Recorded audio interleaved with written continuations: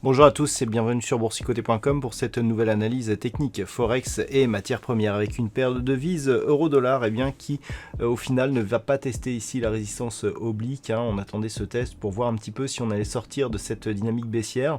On revient ici au contact de la zone de support des 1.17, ce qui neutralise un petit peu cette dynamique puisqu'on repasse sous la moyenne mobile 20 exponentielle. On a un contact ici avec la bande de Bollinger inférieure.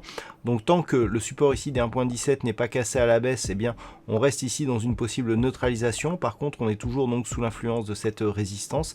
En cas de rupture, on aura un signal ici qui validerait donc la poursuite de ce mouvement baissier, donc défini ici par cette résistance oblique, et l'objectif serait une poursuite du mouvement en direction ici des 1.1570.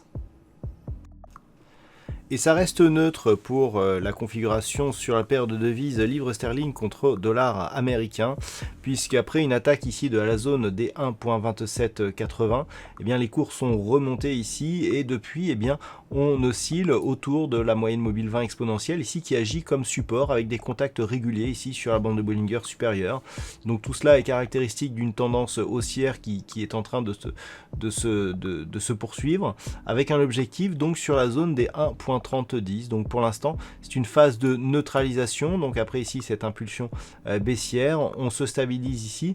Tant que les cours ne repassent pas ici en dessous des 1.2780, la tendance reste neutre.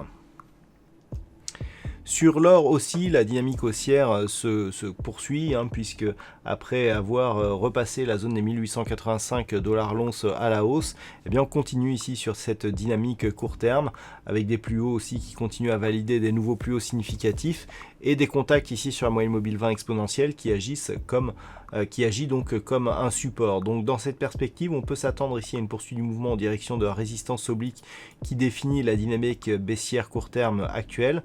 Depuis que nous avons eu ici un plus bas significatif proche des 1850 $ l'once, cette tendance est confirmée.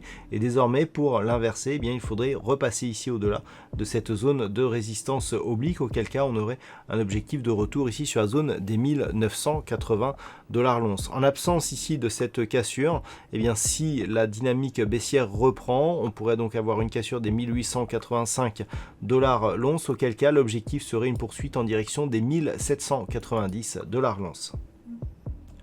Et puis enfin sur le WTI, le support des 39 $ de baril n'aura pas tenu bien longtemps, puisqu'après un test ici relativement agressif, il y a eu un rebond technique qui n'a pas permis une cassure ici de la zone des 40,50 $ le baril, et donc on est repassé ici sous cette zone avec une perspective donc de poursuite de cette tendance. Alors en élargissant un petit peu, désormais le prochain objectif c'est ici la zone des 34,60.